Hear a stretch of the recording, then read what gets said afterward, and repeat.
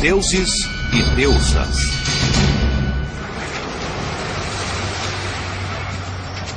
Atenas, Grécia. Uma cidade viva, com comércio e cultura. Ela é também uma cidade de fé. Fé grega ortodoxa, parte do grande ramo oriental do cristianismo. Mas já existiu um outro mundo aqui, do qual restam apenas fragmentos torturantes. Os que voltam no tempo, acima e abaixo da terra, estão em busca de um mundo igualmente vivo e religioso. O mundo da Grécia Antiga. Ele ainda fala para nós através de um de seus legados, a mitologia grega. Era povoado por muitos deuses e deusas, cada um com determinados poderes no mundo, e cada um com sua própria história. Por dezenas de milhares de anos anteriores ao tempo bíblico, contos sobre deuses e seus feitos eram passados adiante por contadores de histórias. It is extremely hard that one tries to fantasize of what was it like in those days. I think favorite stories of gods must have been, thinking back, what did the child think and was impressed about was, how did Zeus give birth to Athena from a headache? Apollo, who was a very wild young man, who then developed into being the god of order, of music, of art. Poseidon, who would create storms when he was angry. Athena, who was the protector of our capital city and was in favor of peace. Presidindo sobre todos estava Zeus, Deus do céu, Deus do trovão. Zeus is a sky god, and you're in the domain of Zeus when you're out there in nature. Zeus had some control over whether you had a good day or a bad day, and a good life or a bad life. He had two jars on the doorsill, and there was a jar of good and a jar of evil. And to each man, Zeus would pour out a portion of good and a portion of evil. Havia Afrodite e Ártemis, dois lados da mesma moeda. Aphrodite. And what is she the goddess of? She is the goddess of sexuality, female sexuality. She's a goddess of beauty. She's associated with lots of fertility issues. You have Artemis on the other side. Artemis, who is this chaste virgin.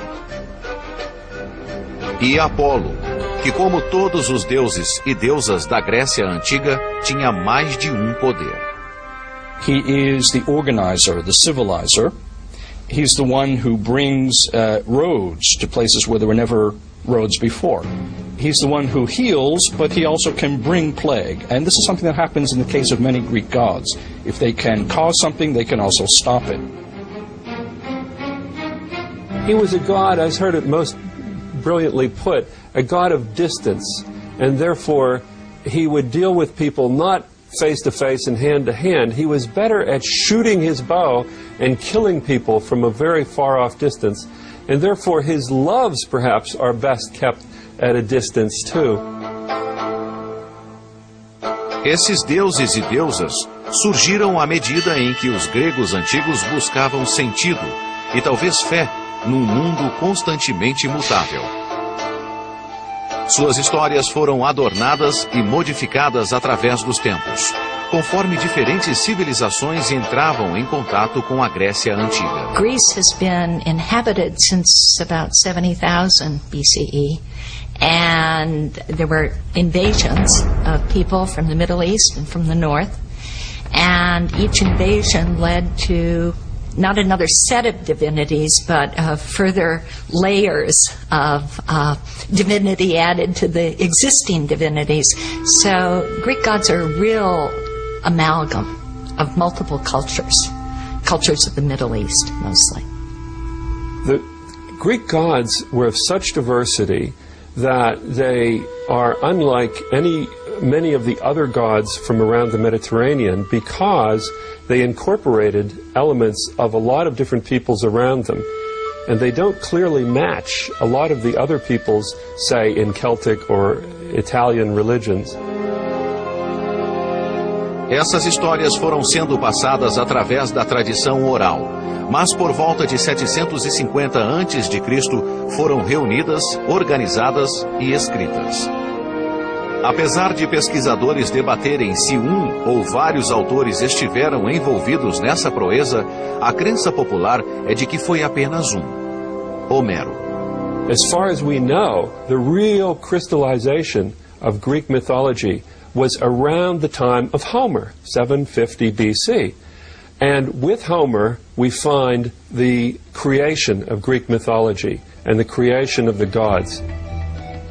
Homer gave the Greeks their gods. Homer was effectively the closest thing the Greeks had to a Bible.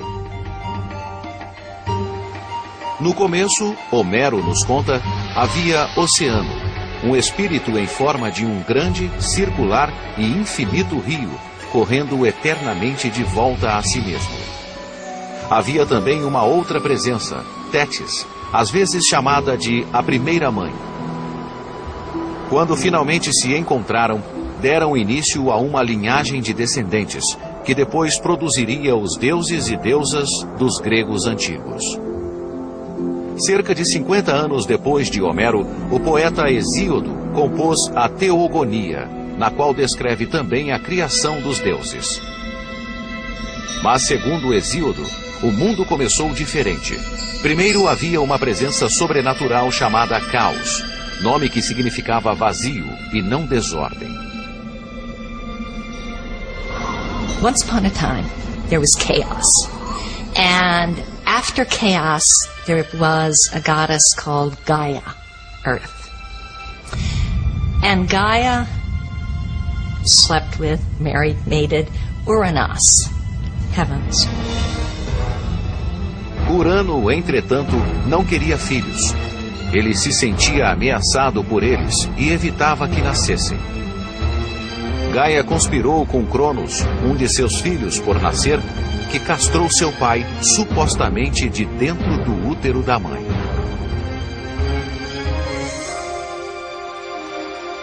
Os genitais feridos de Urano caíram no mar, de onde emergiu uma surpreendente entidade, Afrodite, deusa do amor. Essas histórias constituem o que é conhecido como mitologia grega, derivada da palavra grega mitos. Ela implica algo falso. Mas para os gregos antigos, essas histórias eram uma questão de fé. Elas ajudavam a explicar como e por que o mundo funciona dessa forma.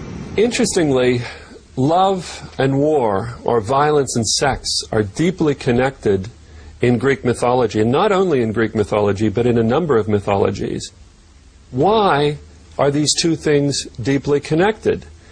I think that the ancient peoples, and certainly the Greeks, felt that deeply passionate feelings were somehow connected in the human mind and in the human emotions.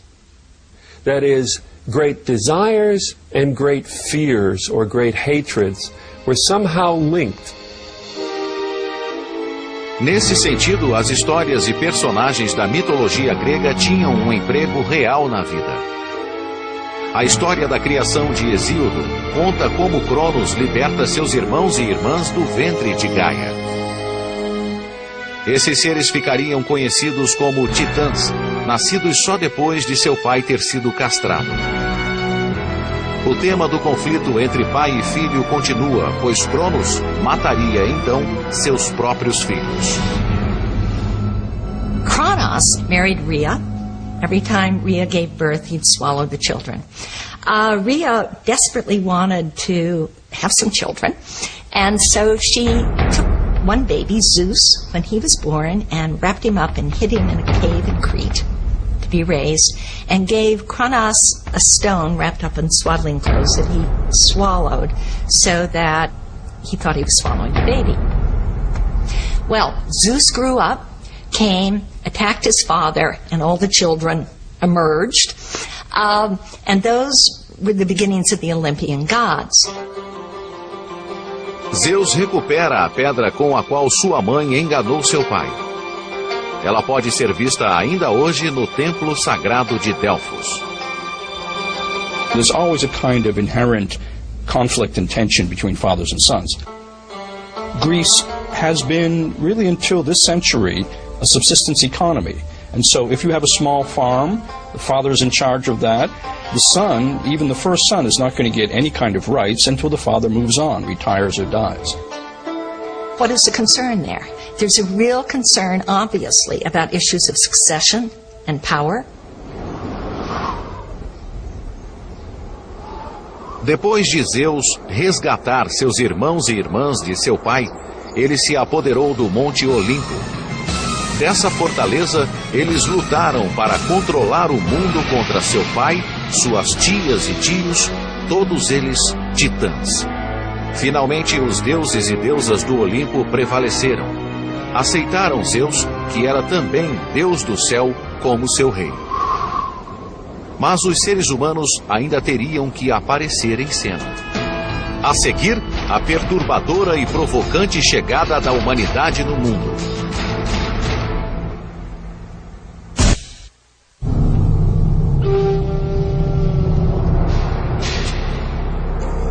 A história da criação na mitologia grega continua no relato de Hesíodo.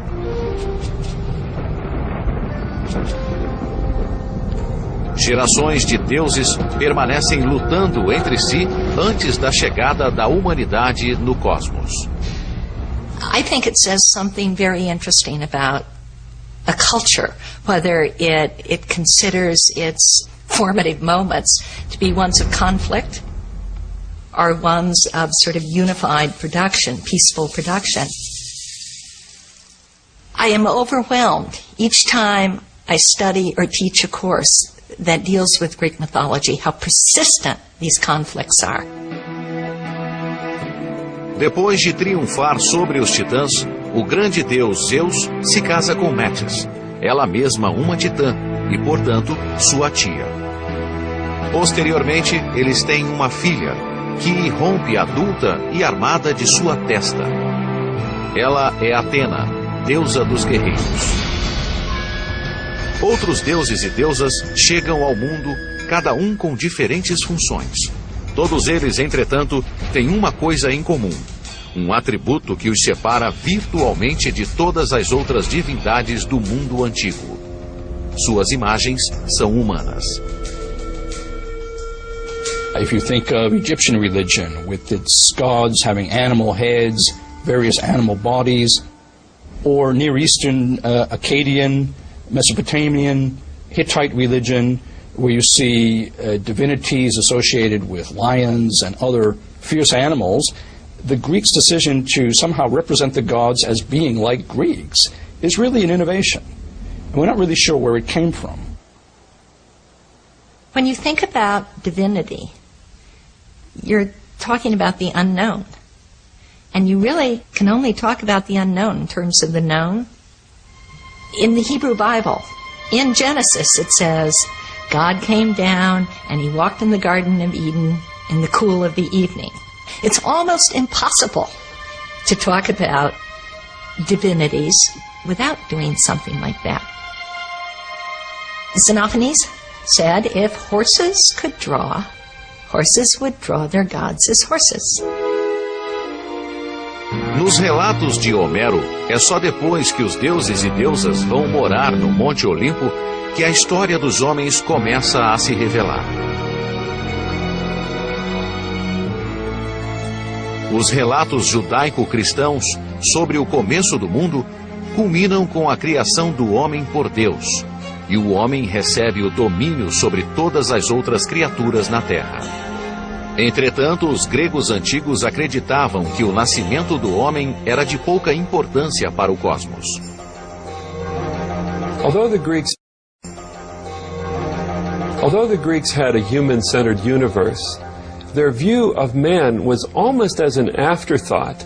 He was a smaller creature in the universe, something certainly lesser than the gods. And therefore the creation of humans had to take a second or third place down the line in the Greek world of the cosmos and the Olympian deities. So why was the creation of man given such a small role in the creation of the universe? It could be that Greeks just assume that human beings were always around, that human beings are in fact so important that there was never a stage when they didn't exist. It's still something of a mystery. I like to think that Greek myths reflects a certain understanding by the Greeks of humans' place in the world, that humans are not the center of things, that there's a whole wealth of the created world into which humans have to fit. This is a great contrast with a number of other cultures and belief systems. Assim como o surgimento dos deuses, a mitologia grega contém diferentes versões sobre a criação do homem. Em nenhuma delas, a humanidade tem um começo auspicioso. We lived like ants in the ground, and we couldn't read, and we didn't know the seasons, and we didn't know the weather, and we couldn't think, and we couldn't hear. We were just despicable worms, and worth despising. Na versão de Homero da criação dos humanos, o deus Prometeu forma o primeiro homem do barro e assopra a vida nele. Em Hesíodo, Zeus criou progressivas raças de homens: ouro, prata, bronze e ferro. Parece que cada raça simboliza diferentes aspectos da condição humana. A primeira raça de homens era feita de ouro, suas vidas eram tranquilas, suas colheitas abundantes. Eles literalmente festejavam com os deuses. In the beginning, there was a golden age, and people lived on the earth, and all the crops grew of their own accord, and everybody was good, and everybody was just. And those people, after a while, just disappeared. A raça de ouro parece ter vivido uma existência perfeita, semelhante ao paraíso. Ainda assim, essa raça desapareceu sem explicação. No relato bíblico do paraíso, as privações da vida são vistas como resultado de Adão e Eva terem caído em tentação no jardim do Éden. Para a raça de ouro dos homens na mitologia grega, não existe uma explicação assim para seu desaparecimento. O motivo de seu destino permanece um mistério. The Greek system, in which humans and their creation are not really a topic of concern, is so different from what you find in Genesis, where we have this focus on the creation of the first man. Of course, in Genesis, it's related to the further story, what happened after the first man and woman disobeyed God. In Greek myth, disobeying the gods is not such a big deal as it is in Genesis. So why doesn't Hesiod have an answer, or why doesn't Hesiod give an answer to why the golden race came to an end with the Judeo-Christian myth of the fall from the Garden of Eden? Because that clearly was the fault of Adam and Eve. And what that means is there is no really good explanation for why the world is so difficult now. Why humans can't have an easy time. Depois da extinção da raça de ouro, Zeus forja homens de prata. Mas essa raça não era muito evoluída. The Silver Age people were babies forever, and then they had this short period of maturity, and then they had a horrible old age. And they disappeared under the earth.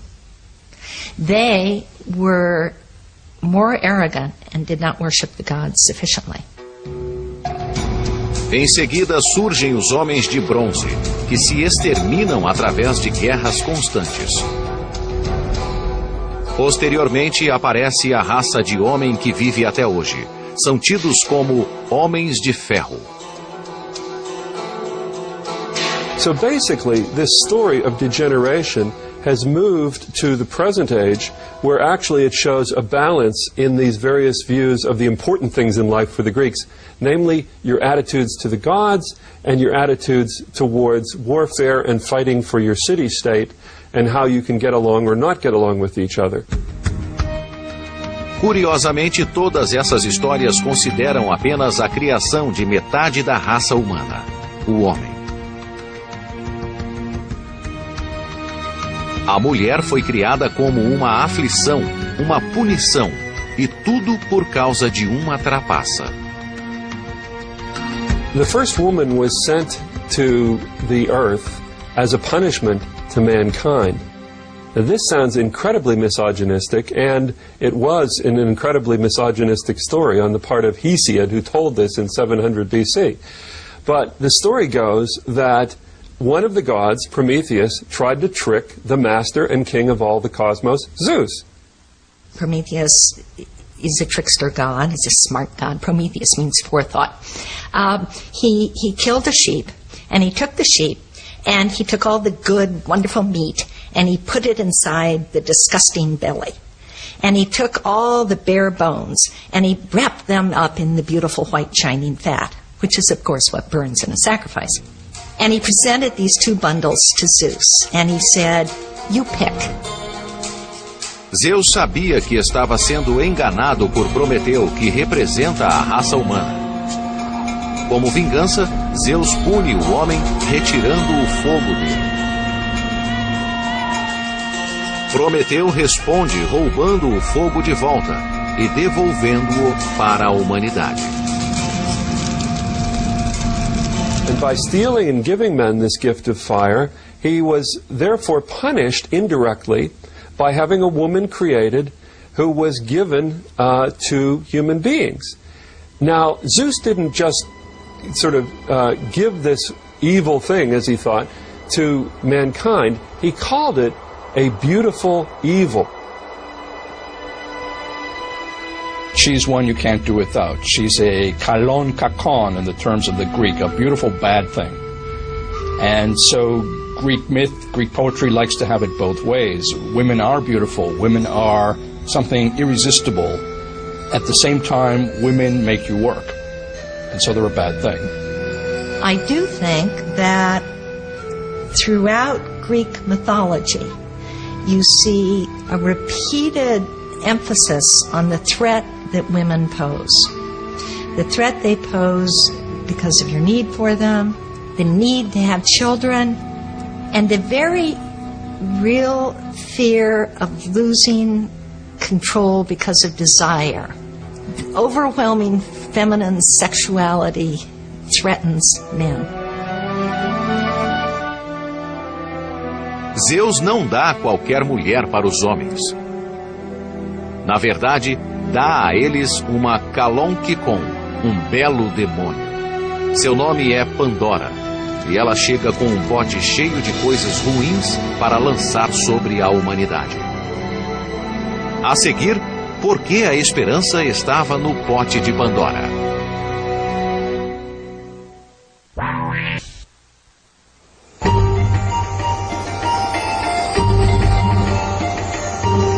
A primeira mulher da mitologia grega é Pandora, e sua história soa como a de Eva e o fruto proibido no jardim do paraíso. Tendo recebido um pote e ordens para não abri-lo, Pandora o abre mesmo assim, e todos os infortúnios do mundo escapam dele: a doença, a dor, o sofrimento, a desordem. Tarde demais, ela fecha o pote, deixando nele apenas uma coisa: a esperança. Mas o que a esperança fazia no pote de infortúnios de Pandora? Hope is there as an evil, which is, I think, fascinating. Hope is an evil because hope allows you to act with the sense that you can control the future. And in Hesiod, that is a very dangerous thing to do. You can't control the future, and it's to act under a delusion. Is hope something good or something bad? And the Greeks loved this kind of dilemma because hope could be good, could be bad, and so it was ambiguously left back in the jar for humans to use or to avoid. Pandora é o exemplo mais proeminente, mas certamente não o único, da mulher como fonte do infortúnio na mitologia grega. Alguns pesquisadores encontram um significado mais profundo para o menosprezo da mulher e apontam para Afrodite, a deusa do amor. If you look at the myths of Aphrodite, who is the most beautiful and the most sexually desirable thing ever, men are afraid of her.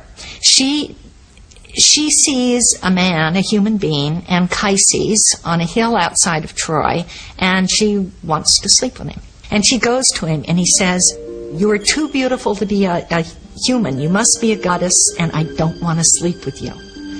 And she says, "Oh no, I'm just a maiden from the neighborhood." They go to bed together, and when he wakes up, she's become her goddess self. And he's terrified. He's terrified he's going to be emasculated, that he'll lose his strength. Em contraste, os gregos antigos acreditavam que Atena, uma deusa sem função sexual, era detentora de grande força. Athena is the protector. Athena is the warrior divinity who leads the just defense war. She is the city goddess and in many respects the most important divinity the Athenians have. And that might be true for many other cities where you have an acropolis with the Temple of Athena on top. Dessa forma, o mundo dos deuses e deusas gregos não é apenas uma mera coleção de histórias, mas uma janela para uma antiga civilização, para seus pensamentos e seus valores. The kind of non-linear thinking that you see in myths, the sort of narratives that leap all around, that introduce strange creatures, look a lot like dreams. And so the question, I think, is whether Greek myths are somehow the collective unconsciousness of Greek civilization at an early period. Conscientemente ou não, os deuses eram muito presentes na vida cotidiana dos gregos antigos. In each of the mountains, in each of the plants, in each of the emotions they felt that there was a God in control behind this.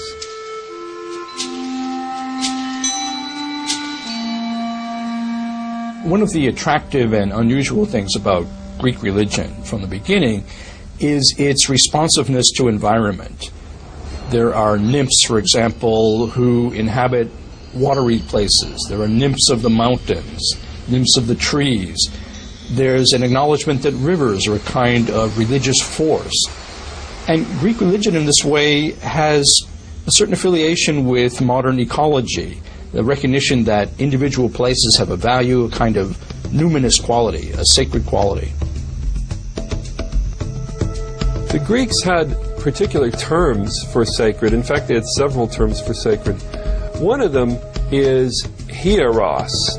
And hieros means that it belongs to the gods. In fact, the Greek word for religion is ta hiera, the sacred things. Assim, as histórias na mitologia grega são usadas para explicar um mundo sempre difícil e aleatório. O inverno nasceu quando Perséfone, filha da deusa Deméter, é raptada pelo deus Hades e levada para o mundo subterrâneo para ser sua noiva. Demeter was horrendously upset to have lost her daughter and began searching the world looking for her daughter. Couldn't find her daughter, wept, cried, crops didn't grow, hence the gods weren't getting sacrificed. So finally, some gods went to Zeus and said, you know, you've got to get Persephone back so her mother makes the crops grow so we get our sacrifices and all the people don't die. No final, Perséfone tem permissão para voltar para sua mãe com uma condição. Todo ano, Perséfone deve passar 3 meses. Todo ano, Perséfone deve passar 3 meses com Hades. É durante esse tempo que sua mãe, Deméter, deusa da agricultura, fica inconsolável. Dessa forma, todo ano, os campos ficam estéreis sob o frio do inverno. Assim, as grandes privações da vida eram explicadas. As dificuldades pessoais, entretanto, eram explicadas através de alguma ofensa aos deuses. Os que ofendiam os deuses eram punidos, não por alguma autoridade terrestre, mas pelos próprios deuses.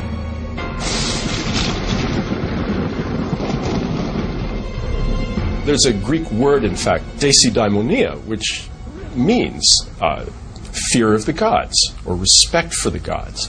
And this was a positive thing. Life was felt to be fairly precarious, and you needed to do everything you could to get whatever powers ruled the world on your side to keep safe. Many of them lived one drought away from starvation, and you just didn't mess around with the world like that. One of the things I love about Greek myth is it never lets people off the hook. It never says, this happened because the gods made it happen. It's our fault if we can just understand why. It's sort of a difficult world to exist in. Num mundo difícil, as pessoas sempre buscam um herói. Alguém que traga libertação de uma vida aparentemente cheia de adversidades. Alguns acreditam que a criança nascida de um deus grego e uma mãe humana prognosticou o surgimento de Cristo. Estaria isso destinado a acontecer? A seguir, duas das maiores figuras na mitologia grega e como elucidam a ideia de destino versus livre-arbítrio na Grécia Antiga.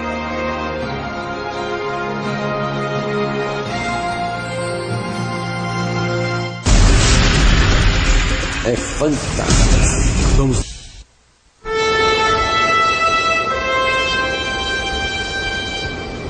Uma das figuras mais famosas na mitologia grega pode ter ajudado a construir um caminho para um evento posterior crucial na história humana. Herades, mais conhecido como Hércules, nasceu porque o grande deus Zeus cobiçou uma bela mortal. Mas ela era uma esposa fiel. Zeus tomou a aparência de seu marido e teve relações com ela. O abuso é complementado pelo fato do próprio Zeus ser casado com uma de suas irmãs, Hera. The notion that the gods are not always ethical, not always honest, is also one that makes sense when you think about it. And the Greeks seem to have been comfortable with it for many centuries. It makes sense because if the gods are humans, but better off somehow, more strong, more powerful, immortal, they never have to take the consequences of anything they do, whereas humans do. The burden of acting ethically, of thinking about consequences, falls on human beings, not on gods. Hera não podia desabafar sua raiva sobre Zeus. Num ato totalmente característico de um deus grego,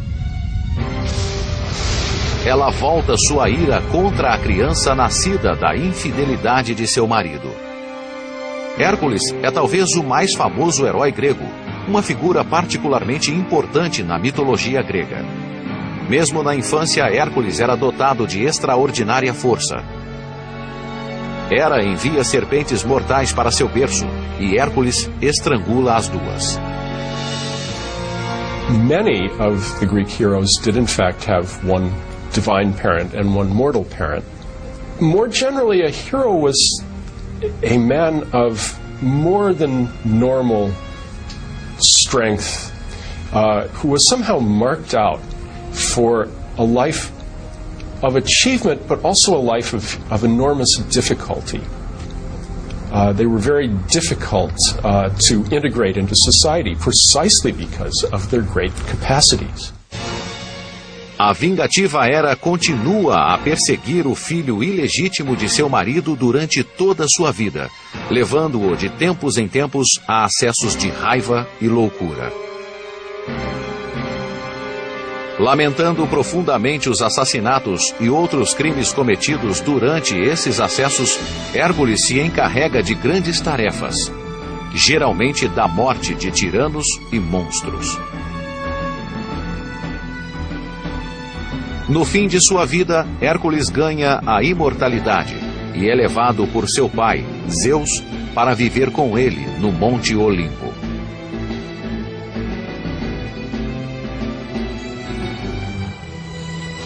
Assim sendo, a história de Hércules pode ter aberto caminho para o apóstolo Paulo, que levaria a palavra de uma nova fé para os gregos séculos depois.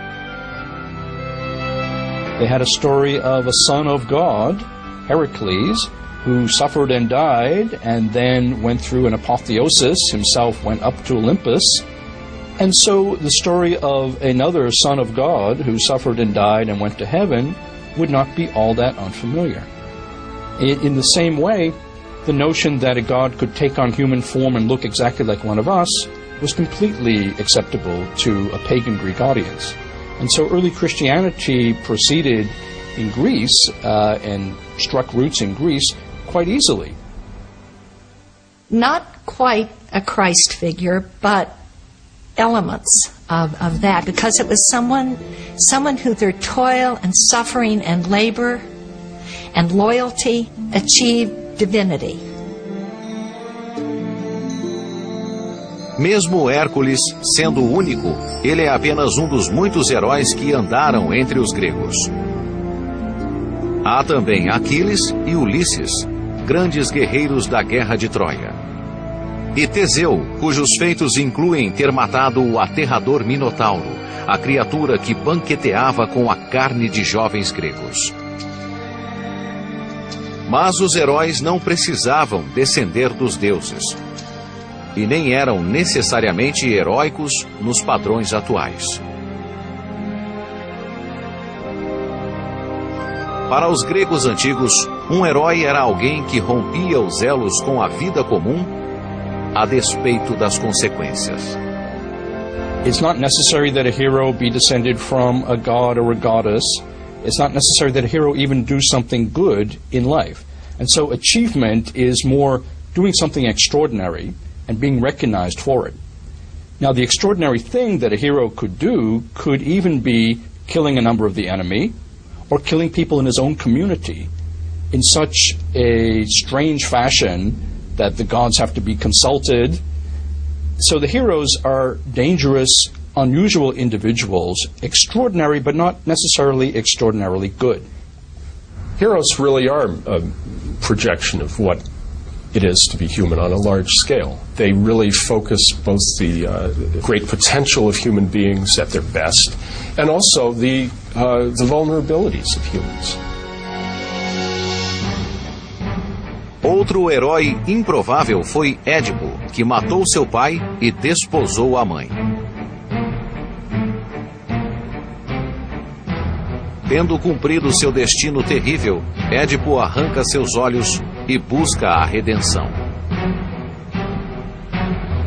É uma história para adultos que fala sobre o lado negro dos sentimentos entre pais e filhos. I think there definitely was a thread of Greek culture and of Greek mythology which was interested in the conflict between father and son. Obviously, Sigmund Freud saw this and picked up on it in the story of the Oedipus and the Oedipus complex. And I think there was a thread of generational conflict that the Greeks actually feared but recognized as real at the same time. A história de Édipo e de seus pais levanta outra questão imemorial. As vidas dos seres humanos são pré-determinadas? Ou os humanos têm poder de exercer o livre-arbítrio? Oedipus is someone who, for no reason ever given, has this fate that he will kill his father and marry his mother. When Oedipus has realized that he is not the son of the king of Corinth, as he thought he was, he says, I count myself the child of chance.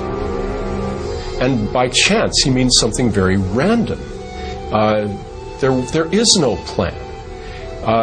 By the end of the play, it's turned out that everything he has ever done has fit into a plan.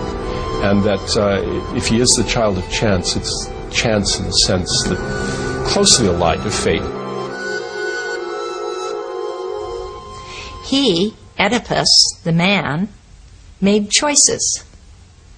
When he learned he was going to kill his father and marry his mother, he fled his home, not knowing he was adopted. And of course meets his father on the road and kills him and arrives in the city and marries his mother. He chose to leave his home. He did a terrible thing, but he didn't do it trying to do evil. And fate didn't make him do it.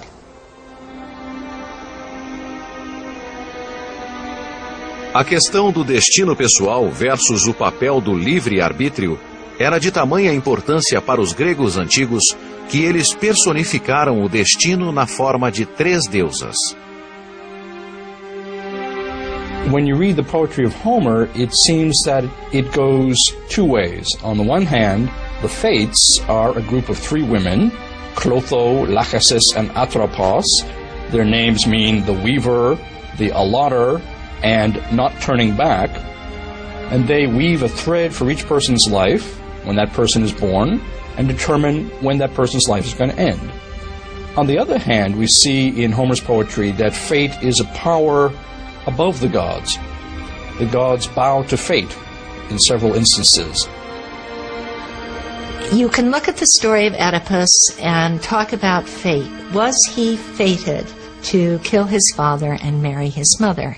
Yes. What does that mean? Does that mean he didn't have any free will? No. It doesn't mean that. It means that's what was going to happen. The Greeks had a complicated view of how the world worked. On the one hand, the gods controlled a lot of actions of human beings or had an effect upon it.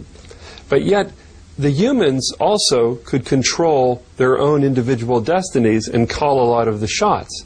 So there's this funny relationship between what the gods control and what humans control. And you know what? They loved this ambiguity. Assim sendo, os gregos antigos chegaram ao acordo de que não havia garantias na vida. Algumas de suas preocupações parecem assustadoramente familiares hoje em dia. This consciousness that the Greeks have that you cannot have too many generations on the earth at the same time is even expressed in a myth, the myth of the beginning of the Trojan War, which says that the earth was burdened with too many people and cried out to Zeus to relieve her burden. And so Zeus invented the Trojan War to get rid of a lot of people. A seguir, em Deuses e Deusas, as falhas e defeitos das divindades gregas e por que deuses imperfeitos faziam pleno sentido na Grécia Antiga.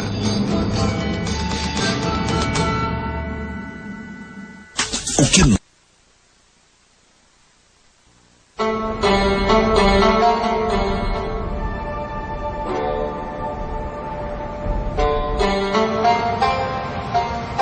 As histórias de deuses e deusas da Grécia Antiga são eternas. Elas ainda têm significado para nós hoje.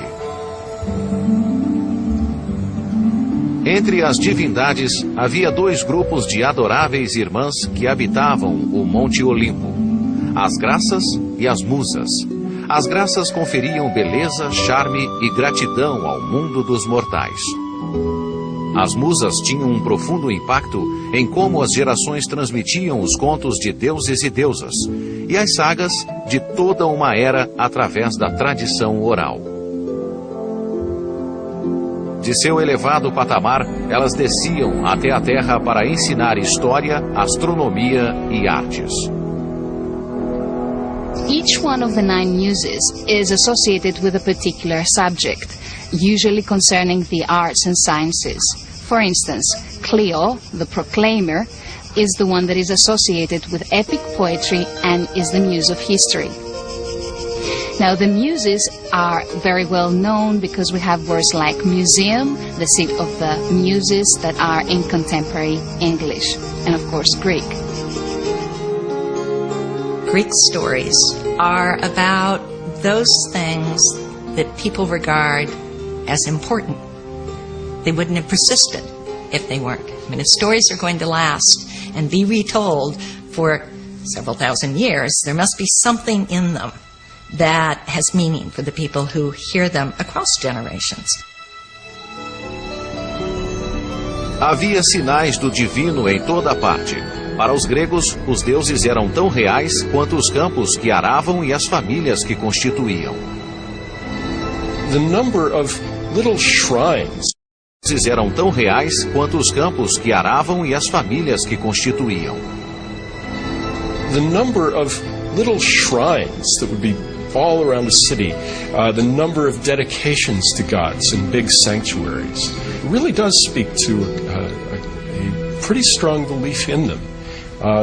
Life was felt to be fairly precarious, and you needed to do everything you could to get whatever powers ruled the world on your side, to keep safe. Do nascimento até a morte, e de estação a estação, cada fase da vida humana se entrelaçava com os deuses. Onipresentes como eram para os gregos antigos, os mesmos deuses nem sempre eram bem conceituados na Terra. Há 3.000 anos, a Grécia era uma colcha de retalhos de cidades-estado independentes, unidas por uma língua, cultura e comércio em comum. Mas enquanto divindades como Zeus, Prometeu e Deméter eram respeitados nas mais de 700 cidades-estado, cada cidade e vila tinha seu próprio deus. The landscape of Greece is just full of gods. Gods who might not even be heard of in the next village. Every little stream, every spring of fresh water, something you come to appreciate in the dusty Greek climate, has its own divinity. The hills divided up village from village and people from people. So each village was encouraged to have its own favorite gods and its own favorite heroes. And I think that, in terms of the natural layout of the land, was very important in the formation of myth and of their religion. Os deuses eram muitos, assim como suas funções. Hermes era o protetor dos rebanhos e criações de animais domesticados. Hera era a deusa do casamento e da maternidade. Eros prevalecia sobre as questões do amor. Hefesto era o deus do fogo e da metalurgia. Poseidon reinava sobre o mar. Havia Pan, parte humano, parte bode. Era reconhecido como o deus dos pastores. E havia Ártemis, protetora da natureza e dos jovens. Artemis is associated with young, blooming nature, with young animals. But Artemis is also associated with the initiation of young women. So there's a continuum in Greek thinking between what happens in the natural world and what happens in what we would identify as a very different human social sphere. To Greek mythological thinking, these are all part of the same phenomenon. And that's why Artemis can be the huntress, the one who's associated with the wild, but also the one who tames young girls.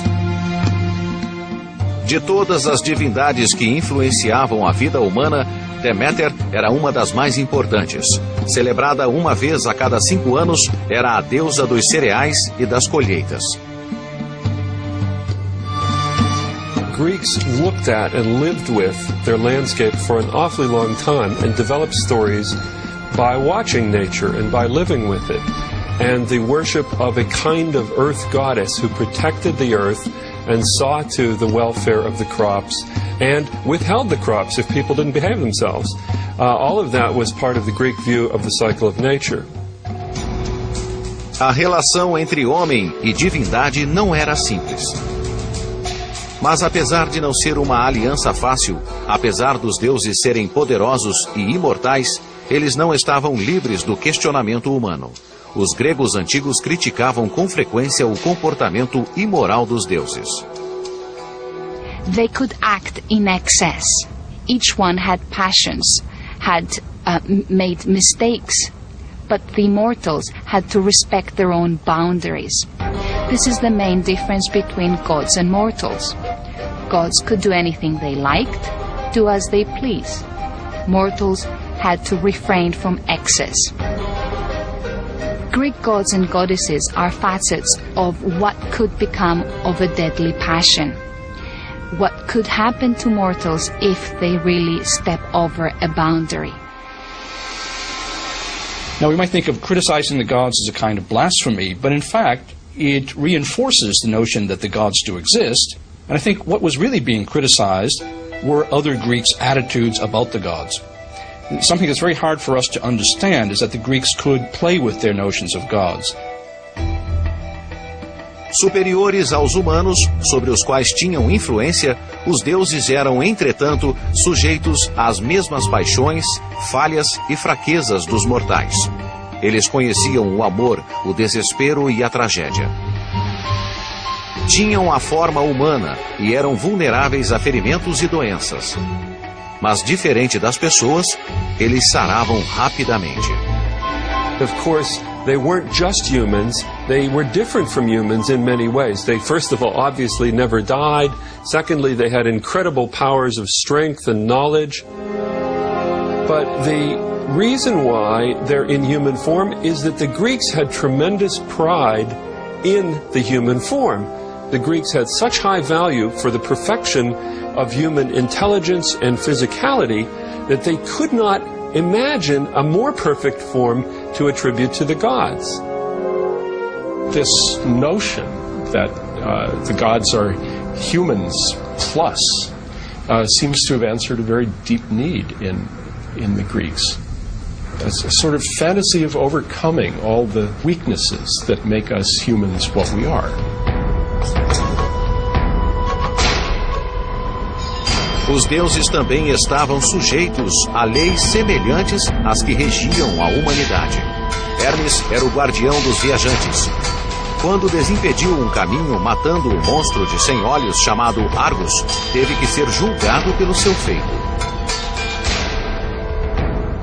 Well, he's a god, but he's polluted. And so he had to stand trial. And the way the gods all cast their votes was by putting a stone at his foot, which made a stone heap, which is called a herm. Apesar dos deuses não serem perfeitos, não eram poderes com os quais se podia brincar. What you did need to do was be careful not to offend the gods. Not to set yourself up as the gods' equal, not to be arrogant in that way, because that was inviting disaster, not from any other humans, but from the gods themselves. There's the story of Salmoneus, who had himself driven around on a cart, banging on shields or some noise-making implement, saying that he was Zeus and trying to imitate Zeus's thunder, and he was promptly dispatched with a thunderbolt. I think everybody believed that somebody really powerful had to be in charge of lightning, and the obvious candidate was Zeus. Zeus was a weather god, primarily. In fact, when it rained, you said, Zeus is raining. You didn't say, it's raining. And so lightning, just this powerful, strange thing that can kill you, obviously had to be under the control of someone like Zeus. Em Atenas, o povo também venerava um deus sem nome, ao qual se referiam simplesmente como Deus desconhecido. The shrine to the unknown god was probably the Athenians' way, in their own religious system, of covering their bets. Just in case there was a god out there that they hadn't managed to worship, a god that might do something to them, they had a shrine to the unknown god. Os gregos racionalizavam o mundo ao seu redor. A filosofia e o pensamento intelectual floresceram, principalmente em Atenas. Era aqui que Atena presidia em nobre esplendor sobre o povo. Deusa da guerra e patrona das artes, ela era louvada na forma de uma estátua dourada de marfim e ébano, no Párteno. Acreditavam que sua presença simbólica tornaria a cidade invencível a ataques. Milhares vinham prestar tributo a ela aqui, numa das construções mais belas já erigidas. Mas de todos os lugares sagrados na Grécia Antiga, poucos se aproximaram do significado de um vale arborizado de insuperável beleza e estranho poder. Pois era a ele que os gregos vinham para saber sobre o futuro. A seguir, o assombroso mistério do oráculo de Delfos.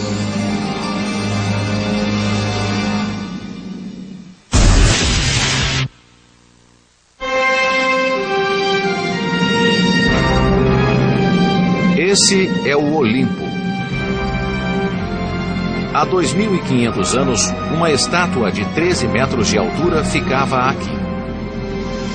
Ela era feita de ouro e marfim e era considerada uma das 7 maravilhas do mundo antigo.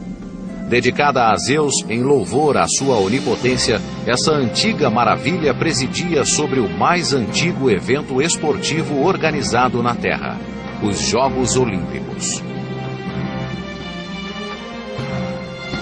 Every 4 years, the Greeks from all over the Greek world and the islands and Italy would come to Olympia to celebrate this festival.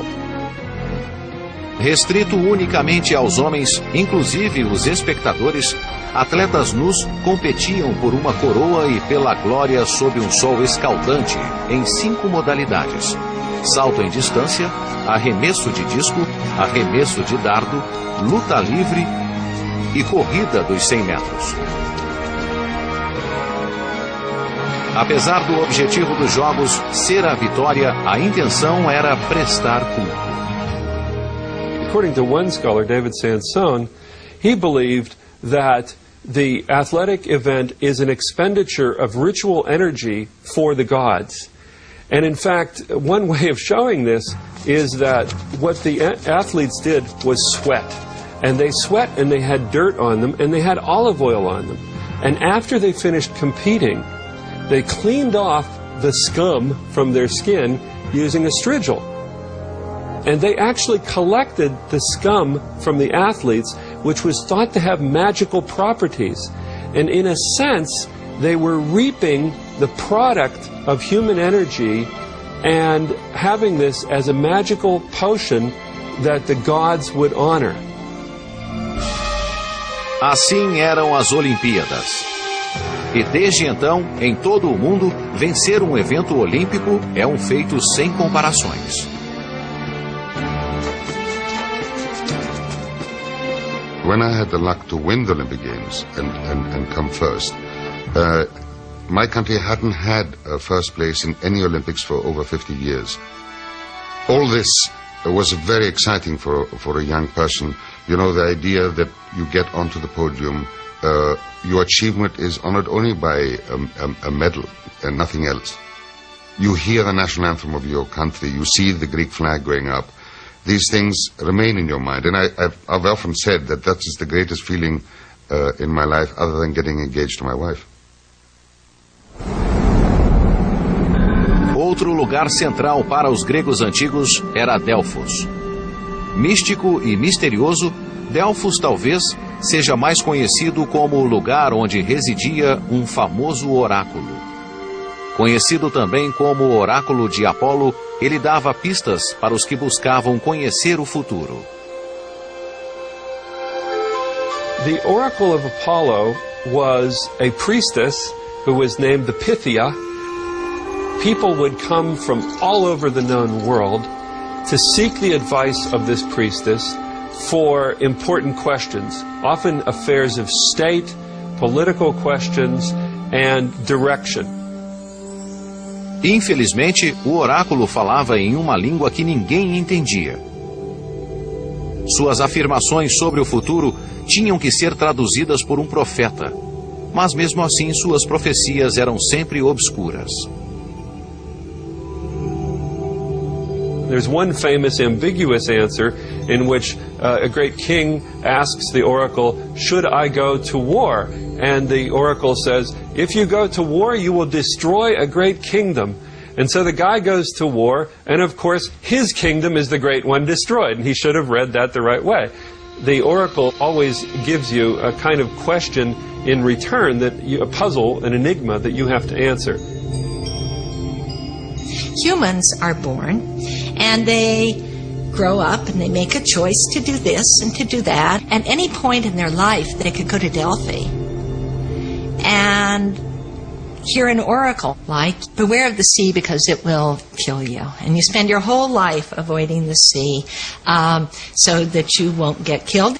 Then one day, you're in an aquarium, and a tank bursts, and you drowned in this seawater, in this saltwater aquarium, or something more sensible than that. Did fate point in their life they could go to Delphi and hear an oracle like, beware of the sea because it will kill you. And you spend your whole life avoiding the sea so that you won't get killed. Then one day, you're in an aquarium, and a tank bursts, and you drowned in this seawater, in this saltwater aquarium, or something more sensible than that. Did fate make that happen? No. It's just that God knew the future and could say that it was going to happen. Delfos era também o lugar onde reinava um filho de Zeus. Seu nome era Apolo. Além de reinar sobre Delfos, Apolo tinha outras responsabilidades. Era o deus associado à sexualidade e ao amor. Ironicamente, o próprio Apolo nunca foi conhecido como um grande amante. Apollo is beautiful. He's the most beautiful male, as Aphrodite is the most beautiful female. He is the best athlete. He is a beautiful singer. He is strong and a marvelous archer. He's your perfect human being, your perfect male. And he has this sad, sad life. He falls in love over and over and over, and none of the women want him. And he attempted to rape girls at certain occasions in his life. He's really a god, I think, of distance and rationality more than a god of love. Talvez a mais trágica das escapadelas românticas de Apolo tenha sido o seu amor por Cassandra, filha do rei de Troia. Como a mitologia grega iria ver, o trágico caso de Apolo e Cassandra teria um impacto direto no curso da história. He falls in love with Cassandra, who's a princess in Troy. And he says, you know, I'll give you the gift of prophecy if you will sleep with me. And she says, okay, and he does, and then she rejects him, and he makes it so that no one will ever believe any of her prophecies. E assim, segundo Homero, uma briga aparentemente sem importância de amantes teria depois um papel fundamental numa das batalhas clássicas do mundo antigo, a Guerra de Troia. The Greek stories of Homer told of a glorious day in which all the Greeks actually did one thing together. They did an expedition, and they fought the Trojans.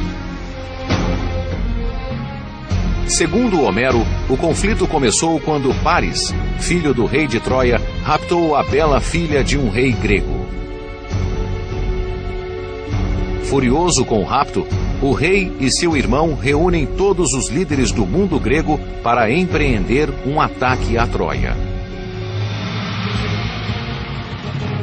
Durante 10 longos anos, eles mantêm um cerco à cidade, mas sem resultados. Troia era uma fortaleza, mas não era impenetrável. Então, um general grego chamado Odisseu veio com um plano que ecoaria através da história. Ele sugeriu que os gregos construíssem um enorme cavalo de madeira e fingissem deixar Troia como se o cavalo fosse um tributo de sua partida. Mas Helena, a princesa grega que havia então se apaixonado por seu raptor, conhecia bem o seu povo e suspeitou de uma armadilha. Helen, who went and imitated the voices of many wives of the companions of the Greeks and walked around the Trojan horse, hoping that some of them might hear the voices of their wives and really cry out. Odysseus was the one that restrained his companions from revealing themselves. Assim, a tragédia aguardava os troianos insuspeitos. O cavalo é levado para dentro dos muros da cidade.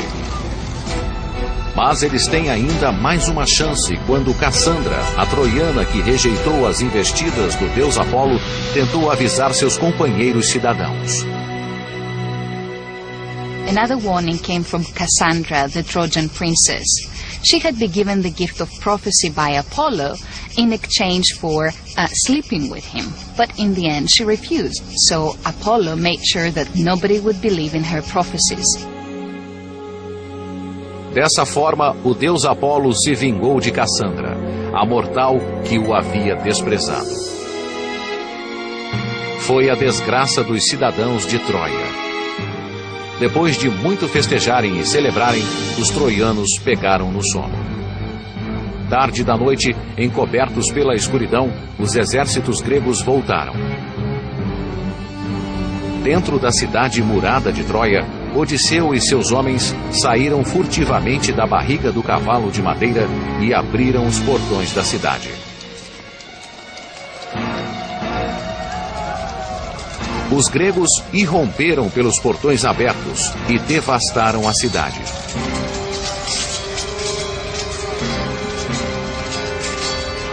Mas a vingança não faz amantes melhores.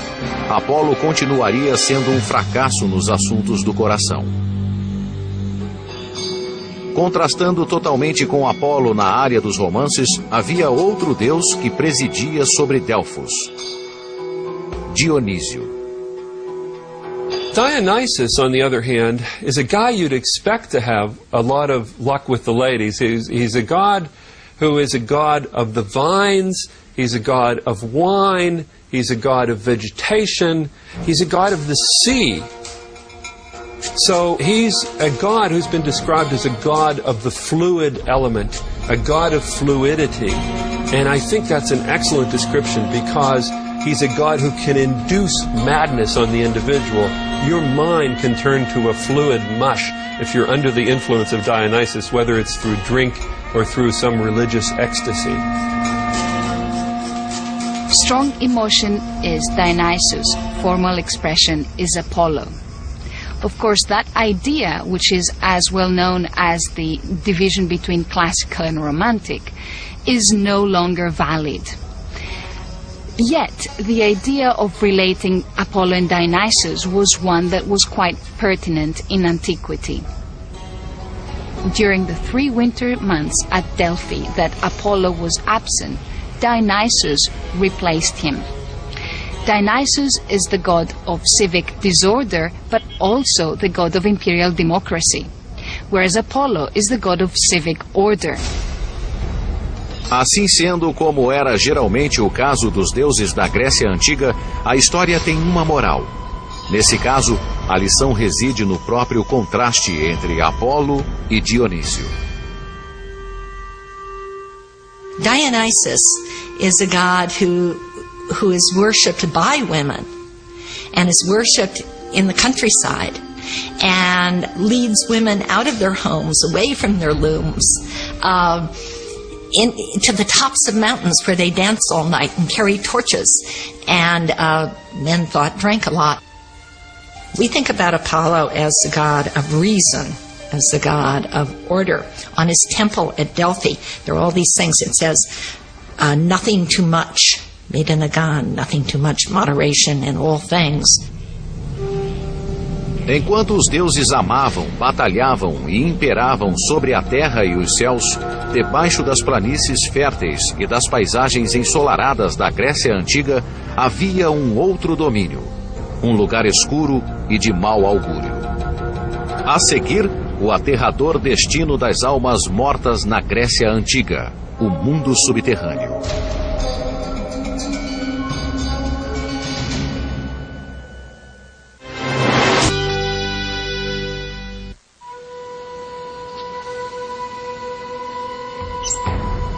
Quando os gregos da antiguidade morriam, ou eram enterrados ou cremados. .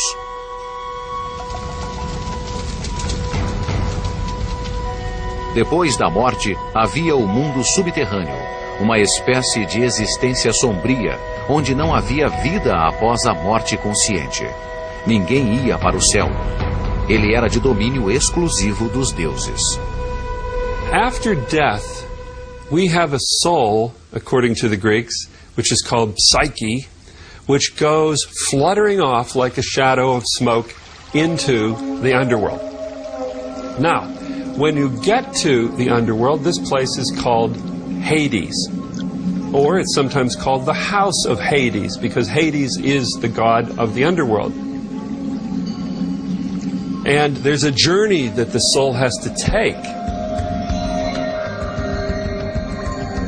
A jornada era através do lendário rio Estige, ou Rio do Ódio, com um homem chamado Caronte, que conduzia a alma num barco. You have to pay Charon your obols or 2 obols to get across the river, and that's why these coins were put in the mouths of the corpse upon death. When you got there, the first thing you meet is Cerberus, this 3-headed guard dog at the door to the underworld. You went by, because you were a dead man, you were allowed in. If you tried to get in as a live man, you were eaten alive by this thing.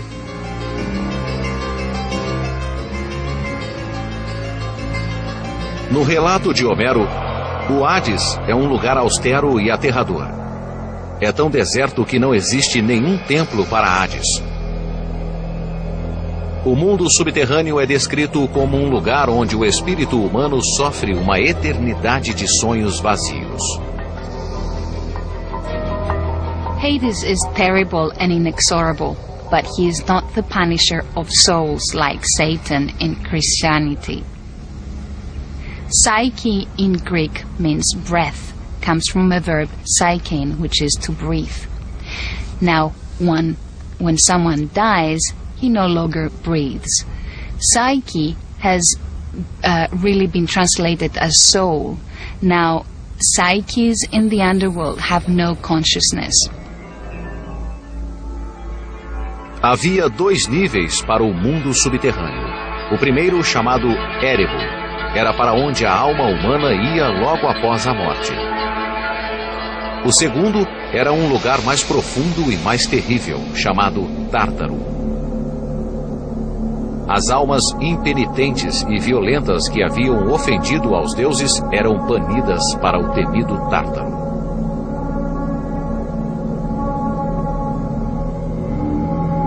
One of the most famous characters who was put into Tartarus was a fellow named Tantalus. And Tantalus was made to stand in a river with a fruit tree over his head. And he was eternally thirsty and eternally hungry, because whenever he reached to drink out of the river, the water would flow through his hands and he couldn't get it to his mouth. And when he reached for the fruit of the tree over his head, it would always move just out of reach. And so he was eternally tantalized, as we have the word from it now.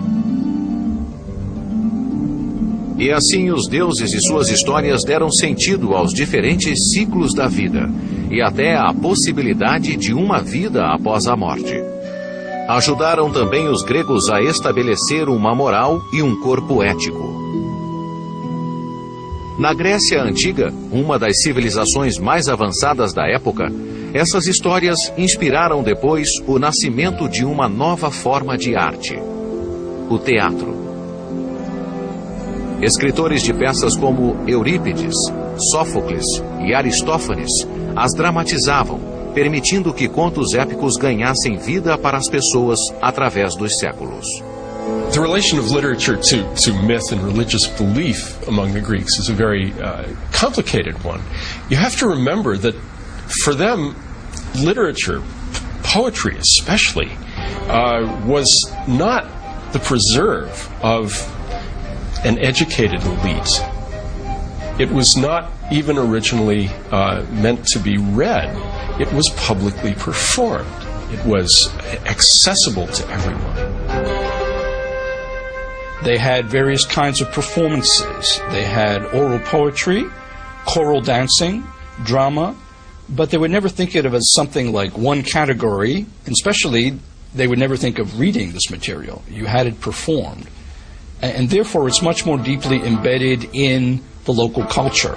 It's not something that only a few people do, read these works. It's something that everybody hears and sees.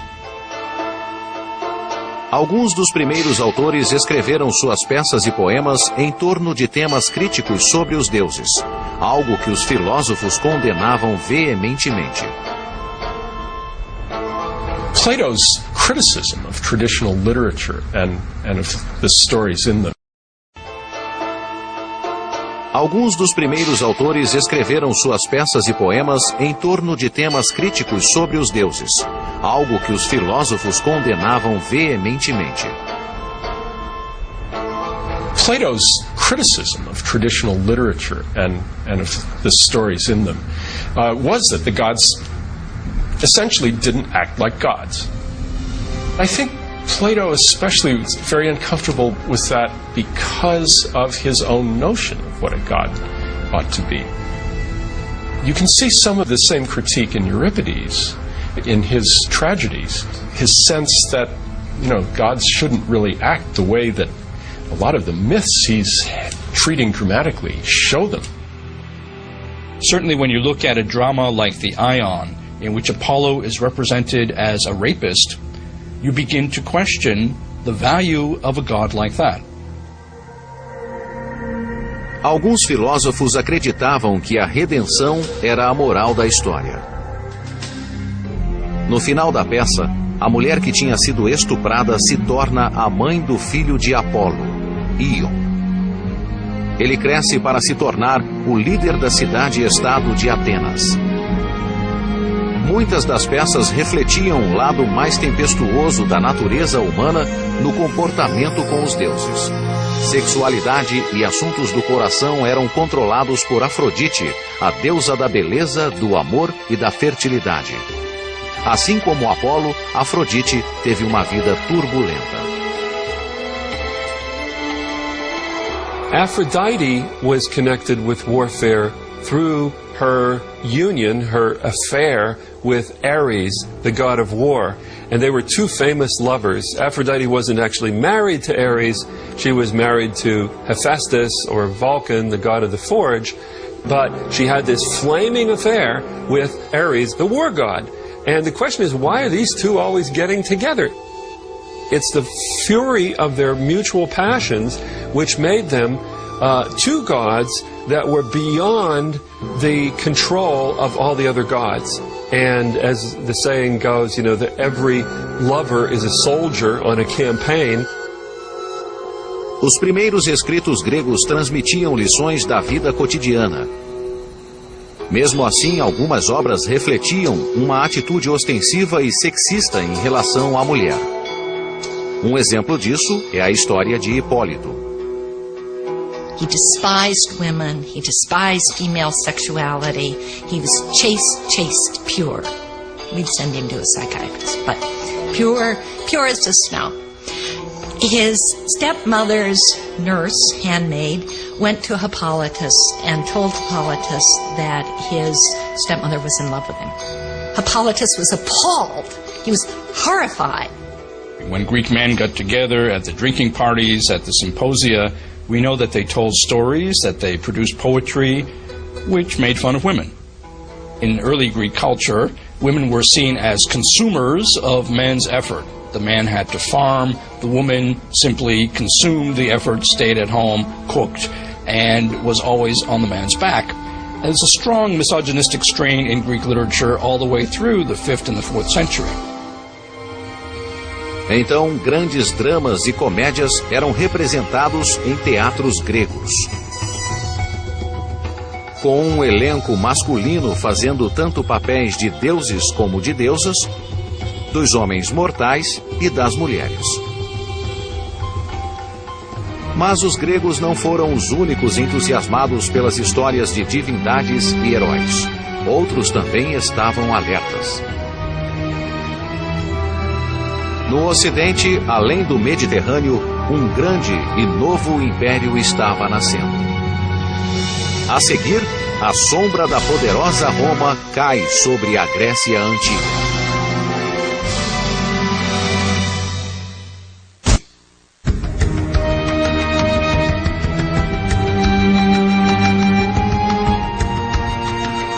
deuses e deusas gregos, assim como a Grécia clássica, conheceriam a devastação do tempo e da mudança.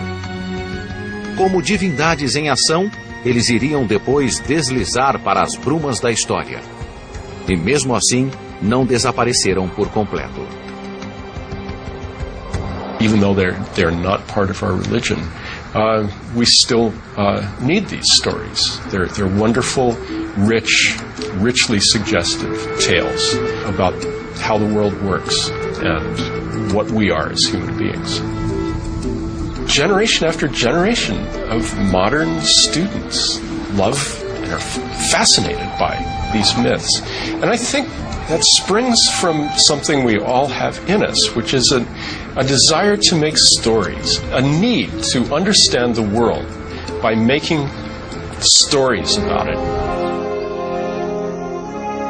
A mitologia grega transcendeu os séculos, chegando até nós não só através de grandes poetas e escritores de peças, mas através de condutos de muitas outras culturas. Uma das primeiras foi Roma, no Ocidente. Ela absorveu muito do que a Grécia tinha a oferecer. The Romans discovered Greek religion really in the 3rd century BC and began to make a bigger deal of it than it had been before. We know that there had been cultural contact for a long time, but there was a kind of prestige to the Greeks that the Romans felt they didn't have. And so they took over really the Olympian system and aligned their own local gods with more recognizable high-status Greek gods. Ao adotar os deuses dos gregos, os romanos lotaram um panteão de divindades com características romanas longínquas. A maior prioridade era arranjar nomes romanos para eles. Zeus became Jupiter in their terms. Ares became Mars. Athena became Minerva. And when I say became, I mean that they had these gods existing already, Minerva, Mars, Jupiter, but they now aligned them in a new way that said, yes, we're part of a continuum of culture with the higher status Greeks. Outros deuses adotados pelos romanos incluíam Hera, conhecida como Juno. Poseidon foi renomeado como Netuno. Hades reemergiu como Plutão. Afrodite seria imortalizada para sempre como a deusa Vênus. E assim, o panteão grego, em sua grande extensão, se tornou o panteão romano. Quando a poderosa Roma se desenvolveu em um império, acabou ocupando um canto pouco conhecido e empoeirado do Oriente Médio, chamado Judéia. Aqui, os hebreus se agrupavam ao redor de sua capital, Jerusalém, onde uma nova religião estava nascendo. Depois da crucificação de Cristo, seus ensinamentos se espalharam rapidamente. Até o cristianismo encontrou conexões da filosofia grega e romana, especialmente através do apóstolo Paulo. We know that Paul was educated in Greco-Roman terms. He quotes Euripides at least several times in his epistles. Later on, notions that had developed in Platonism especially became crucial in the ways in which early Christians tried to make their religion more understandable to a highly educated class in the Greco-Roman world. In the Orthodox Church, even today, the Greek Christian Church, you still see some of the mysticism that you can identify in the works of Plato in the 4th century BC. A crença cristã de que Jesus era o Filho de Deus, ainda que nascido de uma mulher mortal, também ressoava com os primeiros gregos. Because Greek religion was completely comfortable with the notion of gods interacting with human women, I think it helped in the spread of Christianity at an early period that a narrative like that was at its core. And so we'll never know cause and effect, and I certainly don't want to attribute early Christianity wholly to the Greeks, but it helped that the groundwork was laid. Apesar do enorme número de divindades que reinavam sobre os gregos, há poucos séculos antes do nascimento de Cristo, uma nova ideia se espalhou entre as pessoas: a noção da existência de apenas um Deus verdadeiro. The Greek world shifted towards monotheism, I would say, sometime around the 400s and 300s BC, with the advent of philosophy. And philosophers like Plato and Aristotle, who were skeptical of the Greek religion the way it was written in mythology, but they did believe in some supreme force, some supreme, all-good, all-knowing kind of power. Tal movimento em direção ao monoteísmo na Grécia Antiga não passou despercebido pelo apóstolo Paulo. Um dia, em Atenas, Paulo se dirigiu aos cidadãos gregos do topo do Aerópago, uma colina que era um lugar de reunião para um conselho de nobres. Mas Paulo, de pé no centro do Aerópago, disse: Homens de Atenas, percebo que em todas as coisas são muito supersticiosos. Estava de passagem e, vendo seus ídolos, encontrei um altar, no qual estava escrito ao Deus desconhecido. O que estavam louvando sem saber é o que prego a vocês. Deus que criou o mundo e tudo o que há nele, e que de um homem criou a humanidade para habitar toda a face da terra. Ato, capítulo 17, versículo 22. Uma das forças mais potentes que moldou o pensamento grego foi a consciência do pecado. Mas, há 2000 anos, o conceito de pecado era muito diferente do existente na crença dos primeiros cristãos. The Greek word for sin, the closest one, is a word that means to miss the mark, to err, to go wrong. Now, what does that mean? To sin, if you go too high, it means that you're stepping beyond human limitations. If you go too low, it means that you're not living up to your fulfillment. And so, for the Greeks, a sin was really not fulfilling who you are. Apesar de separados de nós por vários milênios, o grande esplendor de deuses, deusas, heróis, musas, destinos e graças, de elevadas conquistas e amargas derrotas, é tão significativo hoje quanto era para os gregos antigos. The interesting thing about the Greeks at that period who venerated these gods, that they gave to the gods the attitude also of human beings. There was the fighting, there was the jealousy, there was the adultery, there was the happiness, there was the truth, there was the peace. There were all the things that were going on in everyday's life of the human beings was also associated with the gods. And I think that is part of the reason why these things have survived all these centuries in the minds of people and identified in the way the Greeks think even today. Greek myths is a whole body of narratives. Say something very complicated about the world. They speak to a kind of optimism and a kind of pessimism at the same time. Greek myth as a whole really does tell us through a lot of exemplary stories, a lot of different things about the nature of reality, the nature of life, what's important, what we ought to care about. One of the major lessons is that to read any of these stories, which are timeless treatments of big human questions of personal morality versus the morality of the state and laws that are imposed, and how do you negotiate these very difficult questions of the best behavior as a citizen in the state, those are addressed by Greek myths and by Greek legends. And you are left with this feeling that we don't know really what these gods are or who they are. But you know, we know there's some force out there. There's some huge force that's controlling our lives, and that we have to keep an open mind to what that force is doing. That's why the Greeks can speak across 3,000 years of history and tell us some questions, if not the answers, to some of the most perturbing eternal questions in the world.